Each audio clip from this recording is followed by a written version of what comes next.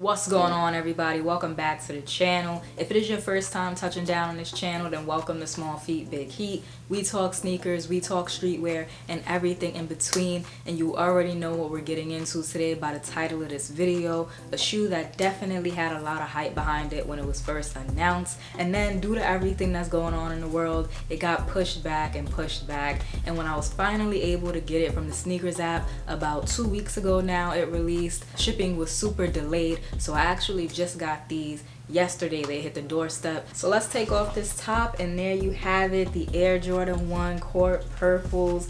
Real nice purple on those. Look at that. As always, I'm gonna go ahead and give you guys a close-up. So you do have that Court Purple outsole going into a bright white midsole, and then you have the Chicago color blocking, but with that royalty purple color. You have purple around the eye stay, purple around the toe box, the ankle collar, and the heel tab, and then a black Nike swoosh. Air Jordan Wings logo stamped into the side there as usual, but we did get one nice kind of detail, and that is this leather piece here on the tongue where it says Nike Air. That's a bit different. Normally this piece is made out of nylon, but this time around they went ahead and gave us a little leather patch. I always like to take note of those little details because in my opinion it just sets apart this shoe from the one that will release maybe 2 years from now and the one that released 2 years ago. So small details like that I always like to see Nike implement on shoes. We did get extra laces with this pair as well, and I see a lot of people just writing off the purple laces in their review, but actually I noticed something about these purple laces that I don't think a lot of people got hip to, and that is these purple laces are actually kind of like washed out, and they have like a gradient effect, I want to say. So they're not solid purple.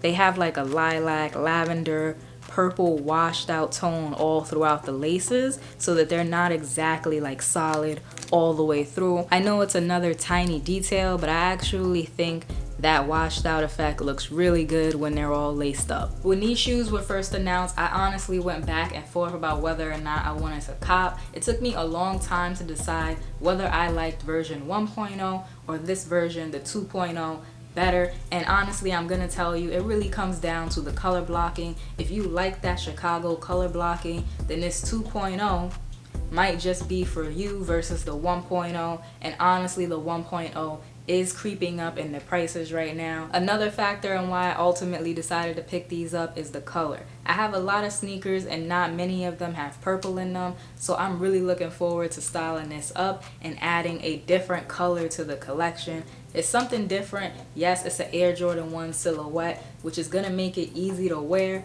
but it's a different color that I think gives it a more interesting look. Drop down below in the comments if you decided to pick these up, or if you're watching this video right now because you're thinking about picking these up. I do want to talk about quality control for a second with this pair, because they did release in both men's and GS sizing, and I feel like that's when we see Nike make the most mistakes. That's when they're at their sloppiest, when shoes come in full size runs or when they come in extended sizing. But I have to say this pair is pretty clean when it comes to glue stains. I don't see any crazy marks either, no scuffs or dents. Should you pay resale for the Air Jordan 1 Court Purple 2.0s?